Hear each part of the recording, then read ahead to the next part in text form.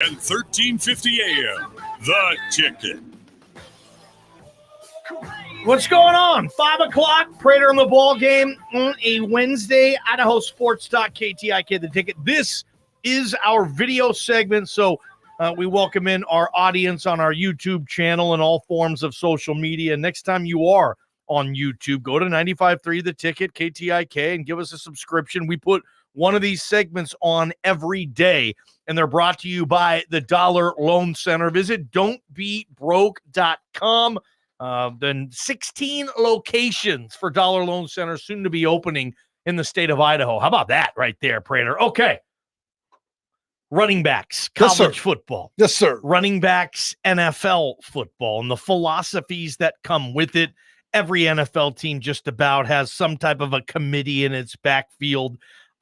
You're seeing players get drafted a lot less often in the high rounds, or the low rounds, I should say, when it comes to the NFL draft. And, you know, we were kind of looking at something, I don't know if this is an unsolved mystery or not, Prater, but is the devaluation of running back at the NFL level, is that trickling its way down into the college football Power 5? If you're looking at the 2023 season, I think you can connect the dots and come up with some evidence. I don't know about the long term, and we've seen this develop in the NFL for the last 10 plus years.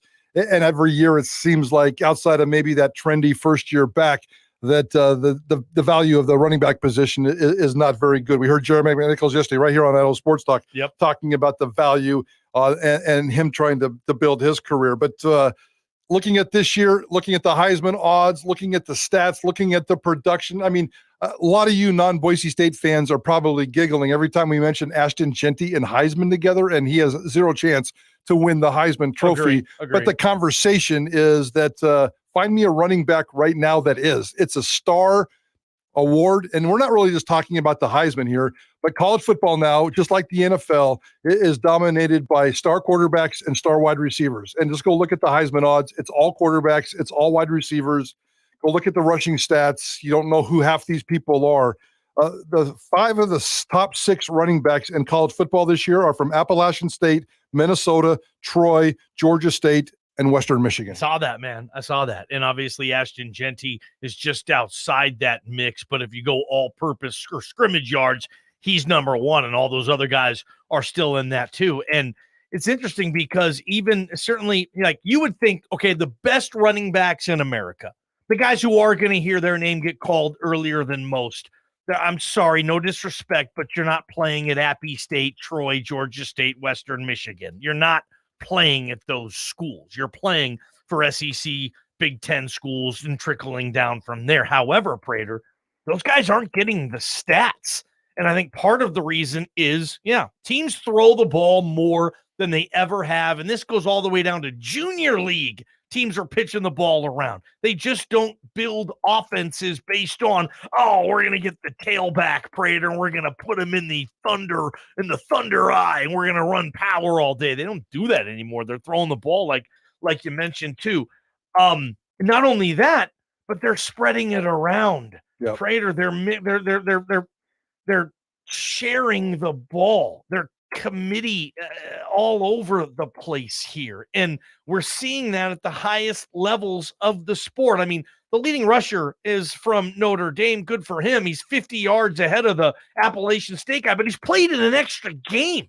Notre Dame was playing on week 0. So yes, I think we're seeing that the best running backs in the country, they're not getting the best stats because they're being used with the philosophies in mind that NFL teams have. So hell yeah, if you want a running back to win the Heisman, good luck. You're going to get really good odds. I can promise you that. Yeah, only 3 of them this century, Henry, Ingram, and Bush, have won Heisman trophies.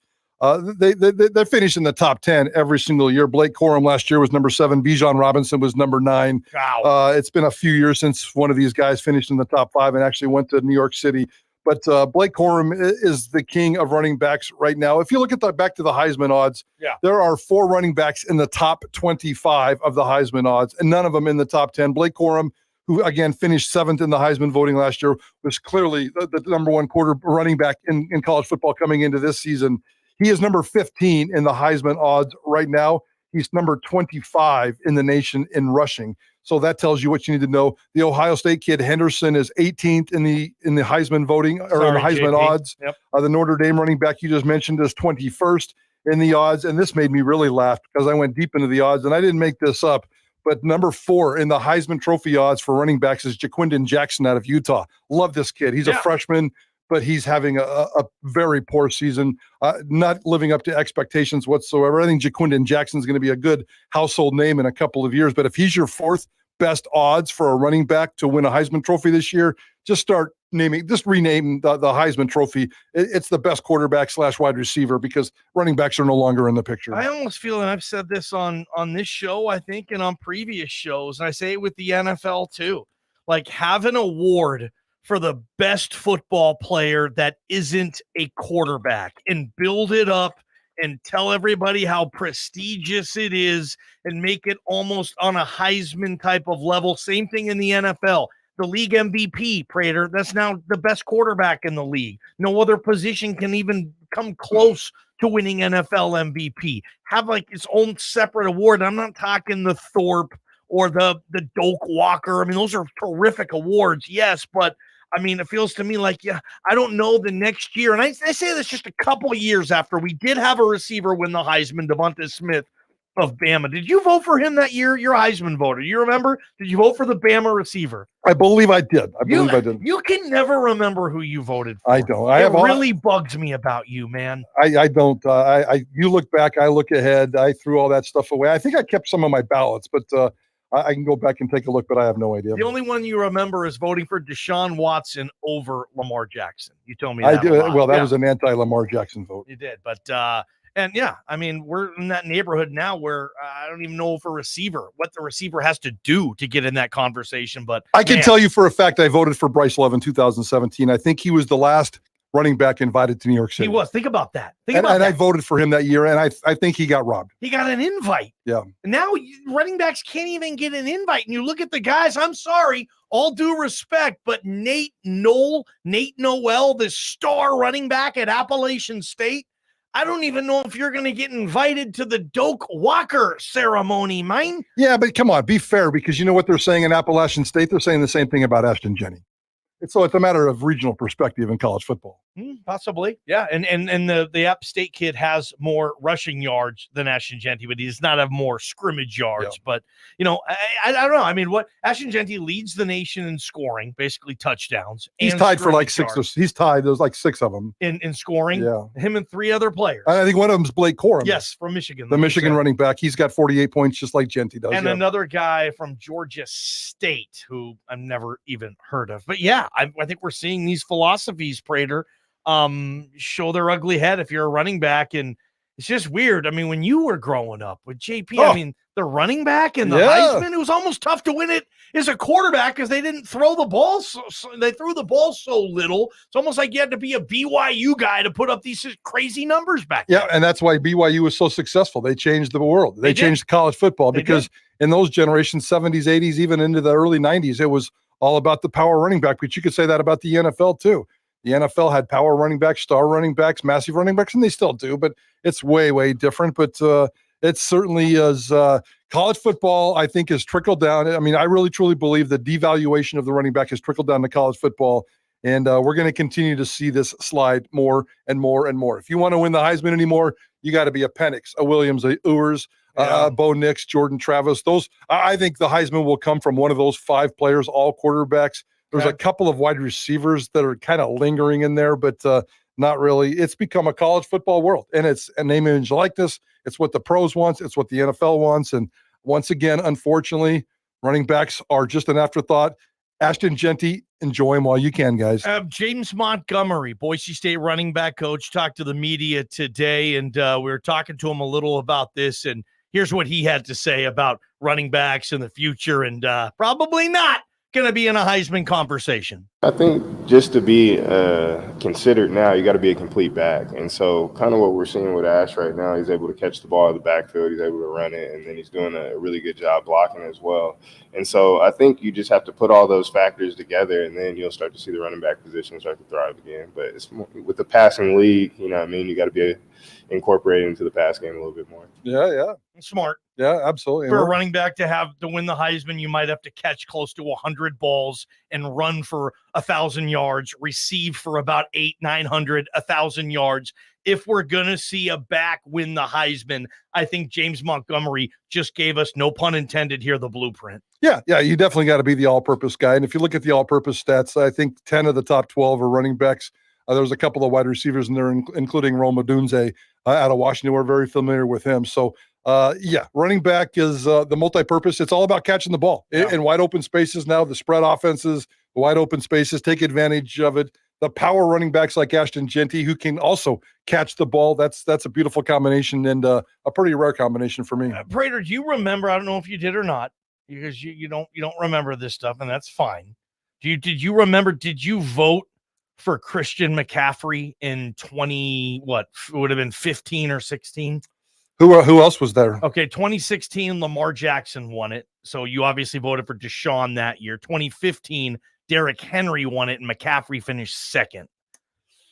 Can't remember? I don't remember. Yeah, that's okay. A tough one. Yeah, who was third? That year, Deshaun Watson was third. Baker Mayfield was fourth in Heisman voting.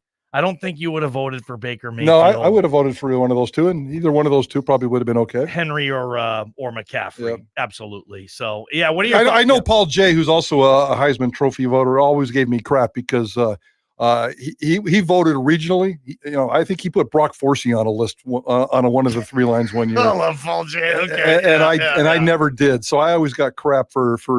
So I promise you, I didn't give McCaffrey favoritism based on where I voted, based on where I live, based on the regionalism. But I think a lot of Heisman Trophy voters do that. Yeah, probably. Yeah, I want the best player. Actually, not best. I want the most outstanding player in the country to win that award. Exactly what it says on the trophy. Exactly. Who stood out the most to you, and as great as Brock Forsey was with those stats, he had 90 touchdowns, whatever it was that year.